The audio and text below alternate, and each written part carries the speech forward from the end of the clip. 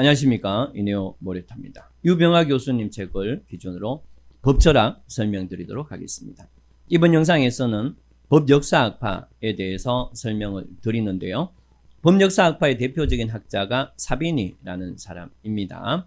이 법역사학파는 1700년대 후반부터 1800년대 초중반까지 독일에서 유행했던 법에 대한 관점입니다. 이 사람들은 당시에 유행하던 자연법론에 대응해서 야 저거 안 맞아 이런 식으로 등장한 개념이기 때문에 그래서 법역사학파를 조금 정확하게 이해하시려면 자연법에 대해서 약간 여러분들에게 설명이 필요할 것 같습니다.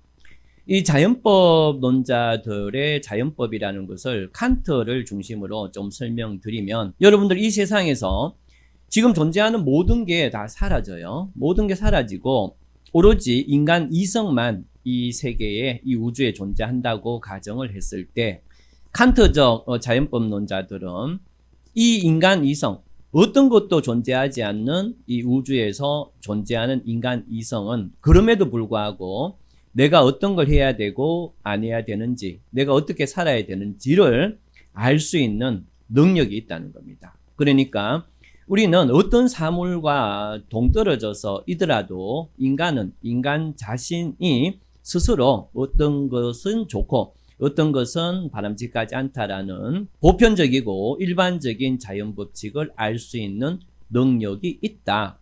그렇기 때문에 인간이 계몽된 이성을 바탕으로 합리적인 사고를 한다면 누구나 자연법적 질서, 정당하고 일반적이고 보편적인 질서를 알 수 있고 그것이 형성화된 것이 바로 법이다. 이렇게 생각하는 게 자연법적 관점입니다. 이 자연법적 관점이 극명하게 드러난 것이 프랑스 시민혁명 이후에 프랑스 의회에서인데요.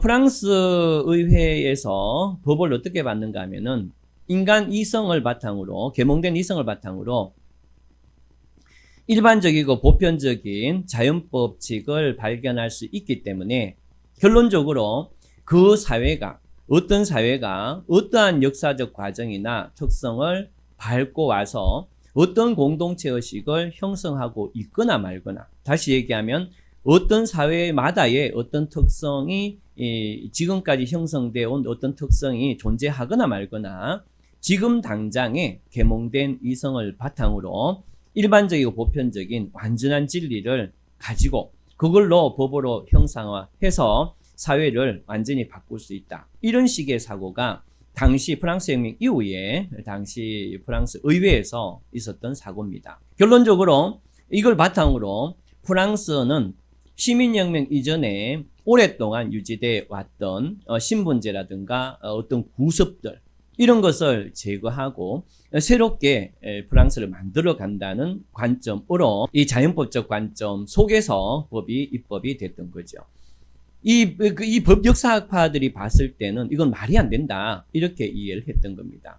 어떤 사회나 사회든지 간에 오랫동안의 역사적 특성이 있고 그 나름대로의 공동체 감정이 있으면서 또 그러한 과정 속에서 한 사회, 한 집단은 오랫동안에 형성되었던 민중정신, 민족정신 이런 것들을 갖고서 그런 걸 바탕으로 그러한 어떤 형태의 어떤 구체적인 형상이 법인데 이런 것을 깡그리 무시하고 굉장히 추상적이고 어디서 온지 알 수 없는 그러한 이성 자연법이라는 걸 개념을 바탕으로 과거의 어떤 것을 깡그리 무시하고 새롭게 법을 형성한다는 것은 도저히 받아들이기 어렵다. 이런 관점에서 법역사학파는 자연법론을 비판을 하게 되는 거죠. 기본적으로 자연법론자들은 입법자는 어떤 역할을 하는가 하면은 계몽된 이성을 가지고 일반적이고 보편적인 법칙을 찾아서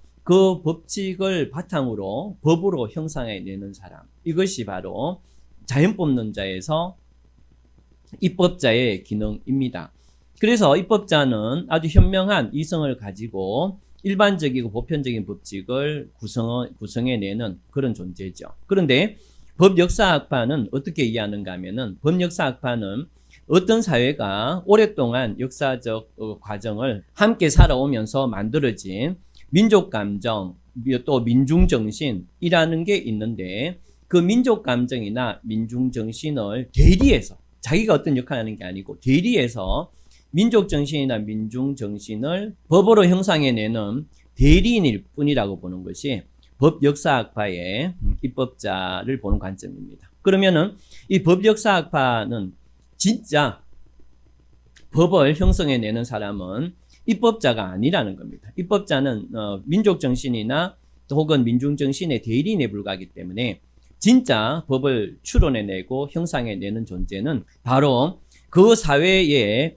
역사적 혹은 어떤 특징 있는 민중 정신이나 민족 정신을 전체적으로 결합시키고 이러한 것들을 기능적으로 법으로 형성해서 운영시키도록 하는 능력을 가진 법학자가 진정한 법을 형성한 사람들이고, 입법자는 그러한 법학자가 추론해낸 민중정신, 민족정신의 대리인으로서 법을 구체화시키는 것, 이런 식으로 입법자를 봤다는 겁니다. 이러한 관점을 가진 게 법 역사학파이기 때문에 법 역사학파는 프랑스 혁명 이후에 프랑스의 입법 활동에 대해서 그렇게 좋게 보지 않습니다. 왜 그런가 하면은 프랑스는 프랑스 나름대로 역사적 과정과 공동체 의식, 민족 정신이나 이런 것들을 형성해 왔는데 어느 날 갑자기 그런 거하고 별개로 실체를 알 수 없는 이성이라는 개념하고 자연법을 동원해서 프랑스 역사와 아무 관련 없는 그러한 관점들을 갑자기 형성함으로써 결국에는 프랑스 사회의 역사적 전통과 특성을 배제시켰다, 이렇게 이해하기 때문에 바람직하지 않은 입법 형태라고 이해하고요. 그런데 동일하게 시민혁명 이후에 민주주의가 형성되는 영국에 대해서는 또 굉장히 좋아합니다. 영국의 시민혁명 이후에 여러 입법들이 있는데요. 그러한 입법들은 바로 오랜 기간 영국에서 형성돼서 발전시켜온 의회라든가 왕가의 관계, 이런 것들의 이제 민족적 특성을 충실히 입법에 반영시키는 형태로 나아간다라고 보고, 그래서 프랑스 시민혁명 이후에 입법 체계를 부정하는 데 반해서 영국의 이제 명예혁명 이후에 입법 체계는 상당히 좋은 것으로 이렇게 이해를 합니다. 이러한 관점을 가진 게 법 역사학파이기 때문에 법의 진정한 원래 모습은 관습법이다, 이렇게 이해를 합니다. 뒤에 차차 좀 이따 설명드릴 텐데 이 사람들은 민족정신, 민중정신의 가장 기본적인 형태가 관습이라고 보고, 그래서 관습을 법의 가장 중요한 요소로 이해를 하고요. 그 다음에 국제법은 법으로 인정하지 않습니다. 이 국제법은 한 민족의 어떤 특성이나 역사적 과정, 민중의식을 대변하는 게 아니라 그런 사회마다의 어떤 관계를 설정하는 거기 때문에 원래의 모습의 법은 아니라고 이렇게 이해를 합니다. 또 이 사람들은 자연법에 대해서 어떻게 생각하는가 하면은 이 자연법이라는 것은 어떤 사회가 그 나름대로의 역사적 과정을 통해서 성장해 오고 발전해 오면서 이런 게 법이고 이런 게 어떤 규범이구나 라고 형성되어 온 것, 그것이 바로 자연법이라는 겁니다. 그렇기 때문에 이 자연법은 따로 어떻게 독자적으로 존재하는 게 아니고 민중정신이나 민족정신이라는 것, 그걸 통해서 형성한, 입법자에서 형성해온 법, 그 법을 이해하는 하나의 도구에 불과한 거지, 자연법론자들이 말하듯이 독자적으로 어떤 법의 형태를 갖는다고 보지는 않는다는 거죠. 그러면은 이 법 역사학파들이 왜 이런 주장을 했는가, 배경을 잠깐 설명드리면, 이 당시에 독일은 프랑스하고 또 에스파니아, 그 다음에 영국처럼 단일 국가를 형성시키지 못했어요. 이 당시까지도 독일은 여러 왕국, 공국, 자유시 이렇게 나누어져서 각각의 발전을 해오고 있었던 상황이었고, 또 그렇기 때문에 독일은 통일된 독일 나름대로의 법이 존재하지 않았습니다. 무슨 말인가 하면은 로마법을 그대로 갖고 와서 쓰면서 각각의 공국과 왕국과 자유시가 그 상황에 맞도록 그 원래의 로마법에 그 각각의 사회마다의 특성을 집어넣어서 그래서 공통된 로마법을 적용하되 그 안에 공국과 왕국마다의 법은 각기서로 달랐던 겁니다.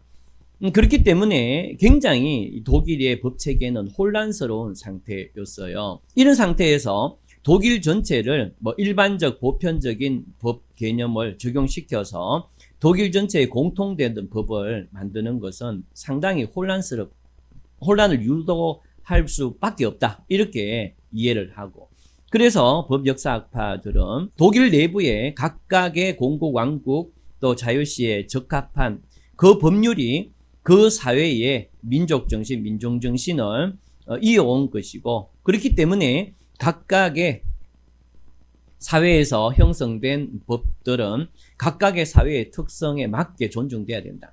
이런 관점에서 이 법 역사학파들이 주장을 하게 된 겁니다. 그렇다면 이 법 역사학파들이 국가가 만든 실정법과 또 민중정신이 이렇게 어떤 국가 정부에 의해서 실정법으로 제정되어지는 과정을 어떻게 이해했는지에 대해서 사비니를 중심으로 설명을 드리도록 하겠습니다.